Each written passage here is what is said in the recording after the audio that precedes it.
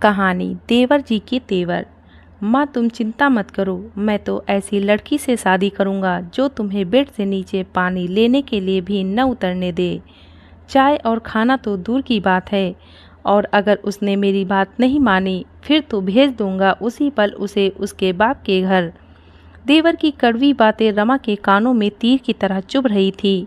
रोती हुई रमा देवर की कड़वी बातें सुनकर भी चुपचाप रसोई में खाना बना रही थी। गुनाह सिर्फ इतना था कि उसने अपनी सास को सुबह 7 बजे की चाय 8 बजे बनाकर दी थी। 2 महीने की गर्भवती रमा को इतनी उल्टियाँ होती, सिर दर्द होता है, उसका एक भी काम करने का मन नहीं होता।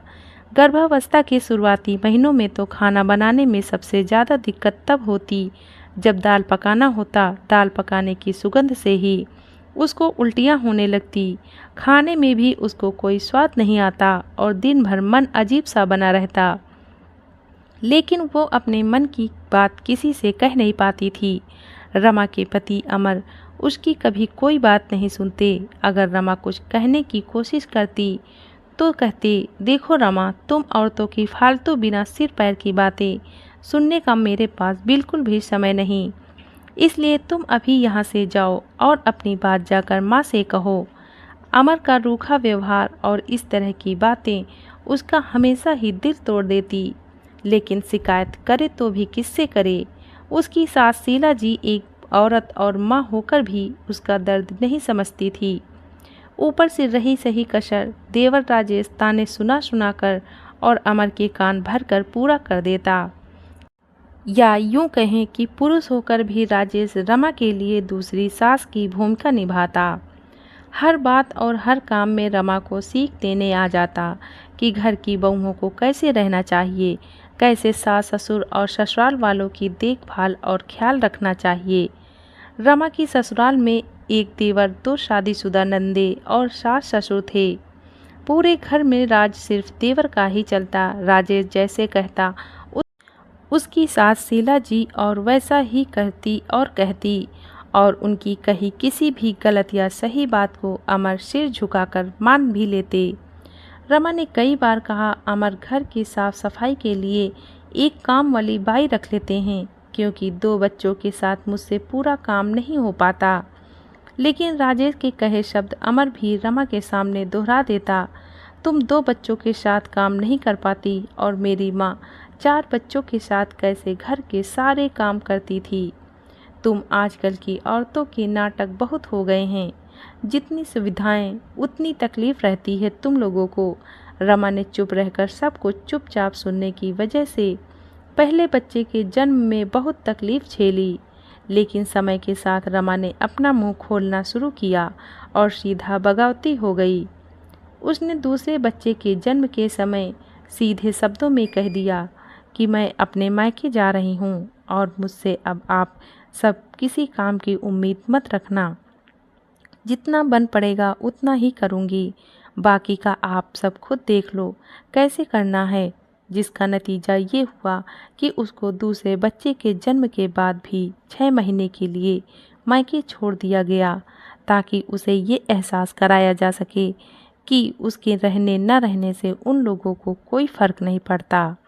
अमर के सिवाय रमा के बेटे को देखने ससुराल से कोई अन्य सदस्य नहीं आया, लेकिन बच्चों के मोह के कारण अमर रमा को अपने साथ घर ले आया।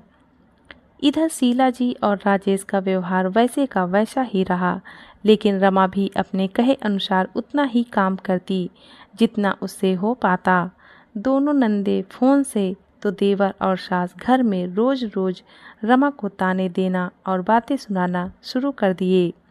वो हर रोज रमा को कभी मायके वालों के नाम पर तो कभी घर के कामकाज और बच्चों की परवरिश को लेकर ताने देते, व्यंग करते रहते। रमा भी अब पलटकर हर गलत बात का तुरंत जवाब देती, जिससे घर में हर रोज झगड़े शुरू हो गए। आखिर में झगड़ों से परेशान होकर अमर ने अपना ट्रांसफ़र दूसरे शहर करा लिया और सबको लेकर वहां चला गया। लेकिन वहां भी वो बात बात में रमा को ये सुनाना नहीं भूलता था कि उसकी वजह से वो अपने परिवार से दूर हो गया। लेकिन रमा को इस बात से कोई फ़र्क नहीं पड़ता था।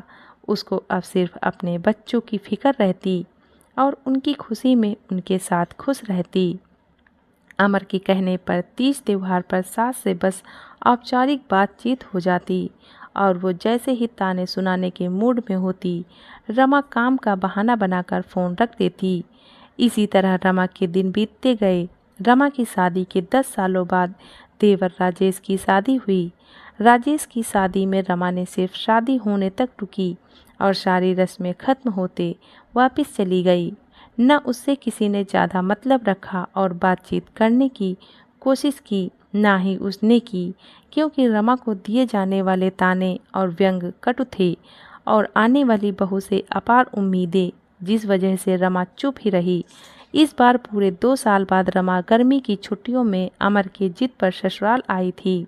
उसका मन न होते हुए भी वो आई। उसने अमर से पहले ही कहा कि तुम जाओ, मैं अपने मायके चली जाती हूँ, लेकिन अमर नहीं माना। रमा जब ससुराल आई तो देखा पहले से सब कुछ पूरी तरह बदल गया था। राजेश का टिफ़िन और सुबह की चाय सासू माँ शीला जी खुद खुशी खुशी बना रही थी। रमा की देवरानी आराम से 8 बजे सोकर उठी। 9 बजे काम वाली बाई भी आ गई, जिसने झाड़ू पोछा बर्तन सब किया। दोपहर का खाना रमा ने अकेले ही चुपचाप बनाया। उसके बाद शीला जी ने रमा से शाम की चाय और खाना बनाने के लिए कहा। पहले दिन लगा रमा को कि शायद उसकी देवरानी पूजा की तबीयत ठीक नहीं। उसने अपनी देवरानी से पूछा भी कि क्या हुआ, तबीयत ठीक नहीं क्या तुम्हारी? लेकिन उसने जवाब में रमा से सिर्फ 2 टूक कहा, नहीं मैं ठीक हूँ, और अपना खाना लेकर अपने कमरे में चली गई। घर और घर के लोगों का बदला रूप उसे एक तरफ खुशी तो दूसरी तरफ अपने बीते हुए दिनों की तुलना से सोचकर तकलीफ भी दे रहा था। रात में रमा ने सबके लिए टेबल पर खाना लगाया। अमर बैठकर राजेश के आने का इंतजार कर रहे थे कि तभी वहां राजेश आ गया, जिसे देखकर अमर ने कहा, बड़ी देर कर दी राजेश, आजा चल खाना खाते हैं, मुझे तो बहुत तेज भूख लगी है। जिसे सुनकर राजेश ने कहा, भैया आप खाना खा लीजिए, मैं पूजा के साथ कमरे में खाऊंगा। इतना कहकर अपना और पूजा का खाना लेकर राजेश कमरे में चला गया। इधर अमर खुद को शर्मिंदा महसूस करने लगे और जैसे ही अमर की नज़र रमा से टकराई, अमर ने तुरंत अपनी निगाहें नीची कर ली और बगले झांकने लगे। रमा के चेहरे पर न चाहते हुए भी अमर को देखकर हंसी आ गई।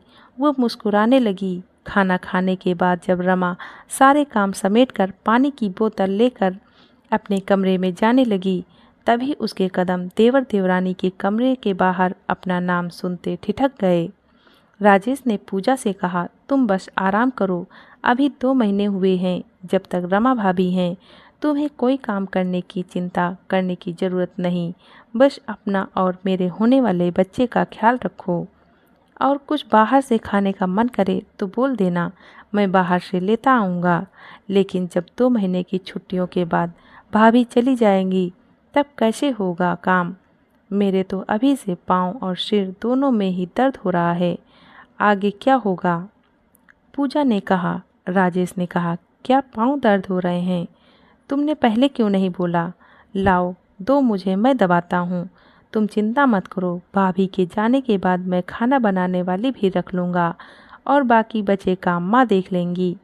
रमा को उनकी बातें सुनकर बहुत गुस्सा आया।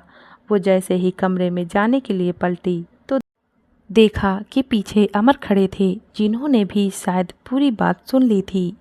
दोनों की निगाहें टकराई और दोनों साथ में ही बोल पड़े, वो मैं पानी ला रही थी, वो मैं पानी लेने आया था।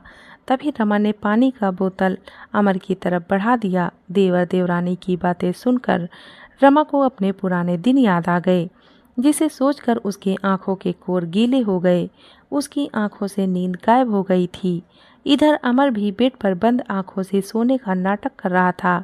तभी उसने रमा की तरफ अपनी गर्दन घुमाकर कहा, रमा तुमको अपने मायके जाना था ना, सुबह उठकर सामान पैक कर लेना, मैं छोड़ दूंगा। तुम आराम से अपनी छुट्टी बिताकर सीधा अपने घर आ जाना। और इतना कहकर करवट लेकर वापस सो गया। करवट बदलते बदलते रमा ये सोच रही थी कि लोग कितनी जल्दी बदल जाते हैं। अमर की बातें भी उसे कोई सहानुभूति नहीं दे रही थी, क्योंकि जब तक वो अमर को प्यार और अपनेपन से समझाने की कोशिश कर रही थी तब तक अमर नहीं समझे। लेकिन आज जब खुद का अपमान हुआ तो बात समझ में आ गई। ये सब कुछ सोचते सोचते उसकी आंख कब लग गई उसको पता ही नहीं चला। अगले दिन सुबह रमा रसोई में गई तो देखा शीला जी और राजेश वहाँ पहले से मौजूद थे। शीला जी ने रमा से कहा, बहू लगता है अकेले रहते रहते देर से सोकर उठने की आदत हो गई है तुम्हारी। तभी राजेश ने फिर तपाक से रमा पर व्यंग करते हुए कहा, अरे माँ, तुम बहुत भोली हो, इसलिए तो औरतें सब अलग रहने जाती हैं कि सब कुछ अपने हिसाब से कर सकें। आप तो बेकार में उम्मीद लगाए रहती हैं। आपने क्या सोचा था कि आपकी सेवा होगी? आपको चाय नाश्ता खाना समय से बनाकर मिलेगा। गर्मी की छुट्टियों में कुछ औरतें सिर्फ बस मजबूरी में दिखावा करने आती हैं। तब रमा ने कहा, देवर जी, आप तो ताना मारने और दूसरों की औरतों को सिखाने में औरतों से भी आगे हैं। जितनी सीख आपने आज तक मुझे दी उतनी सीख पूजा को देना भूल गए आप। कहाँ गए आपके वादे इरादे कि चाय खाना नाश्ता क्या आपकी बीवी तो माँ जी को पानी भी बेड पर उनके हाथ में देगी। पानी देना तो दूर, माँ जी तो चाय नाश्ता भी खुद ही बना रही हैं, जो कि मेरे यहाँ रहते तो उन्होंने कभी नहीं किया था। वैसे मैं आप लोगों को यहाँ ये बताने आई थी कि मैं अभी थोड़ी देर में अपने मायके जा रही हूँ। रमा को इतना कहते सुनकर राजेश को बहुत गुस्सा आया। पीछे खड़े अमर से उसने कहा, भैया देखा भाभी की जुबान कैसे कैंची की तरह चल रही है और आप चुपचाप खड़े होकर सुन रहे हैं। जब मायके ही इनको जाना था तो फिर 2 दिन के लिए यहाँ आकर दुनिया को दिखाने की क्या ज़रूरत थी? तब अमर ने पहली बार कहा, राजेश, अब मैं रमा के पैर तो दबा नहीं सकता, तो पति होने के नाते उसकी सही बात चुपचाप सुन तो सकता हूँ। वैसे भी पहले बहुत सारी गलतियाँ कर चुका हूँ रमा के मामले में, अब गलती नहीं करना चाहता। अब मुझे अपनी गलती समझ में आ गई है, इसलिए बाकी पतियों की तरह मैं भी अपनी पत्नी की खुशियों का ख्याल रखूँगा। हर बार रमा को मेरी वजह से रोकर अकेले अपने मायके जाना होता है। इस बार मैं खुद उसे खुशी खुशी मायके छोड़ कर आऊँगा। इतना कहकर अमर ने रमा की तरफ देखा और उसका हाथ पकड़कर अपने साथ लेकर कमरे में सामान पैकिंग करने चला गया। इधर राजेश ने अमर की बात सुनते मुंह बना लिया, क्योंकि उसको पता हो गया था कि रमा और अमर दोनों ने ही रात की उसकी सारी कही बातें सुन ली हैं। धन्यवाद।